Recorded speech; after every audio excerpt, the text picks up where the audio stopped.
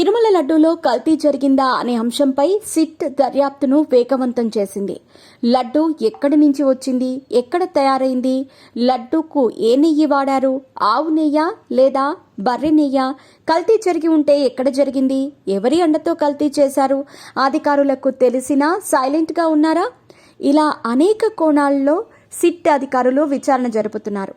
కాగా ఈ కేసు విచారణలో సిట్ అధికారులు సంచలన విషయాలను బయటపెట్టారు. నిన్న సుప్రీంకోర్టు నియమించిన సిట్ అధికారులు సిబిఐ డైరెక్టర్తో వీడియో కాన్ఫరెన్స్లో పాల్గొన్నారు. కల్తీ నెయ్యి కేసు విచారణలో తాము సేకరించిన సమాచారాన్ని సిబిఐ డైరెక్టర్కు వివరించారు. అసలు ఈ నెయ్యి ఏఆర్ డైరీ తయారు చేసింది కాదని సంచలన విషయాన్ని బయటపెట్టారు.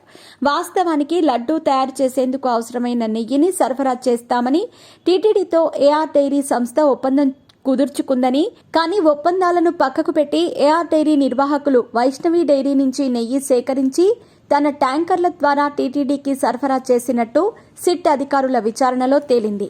కాగా ఈ ఏడాది మొదట్లో టీటీడీతో ఏఆర్ డైరీ ఒప్పందం చేసుకుంది. ఏఆర్ డైరీ సంస్థ తమిళనాడుకు చెందినది. అయితే ఒప్పందానికి విరుద్ధంగా ఏఆర్ డైరీ వ్యవహరించింది.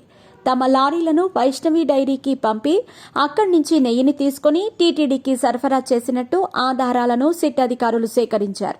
లారీ వెళ్లే మార్గాలు, టోల్ గేట్ వద్ద ఆగిన సమయాలు, ఇలా అన్ని ఆధారాలను సిట్ అధికారులు పక్కాగా సేకరించినట్టు తెలుస్తోంది. కాగా ఈ కేసు విచారణ ఇప్పటికే కొలిక్కి వచ్చినట్టు సమాచారం. త్వరలోనే ఈ కేసును సిట్ అధికారులు ఛేదించి అసలు విషయాలను బయటపెట్టనున్నట్టు తెలుస్తోంది.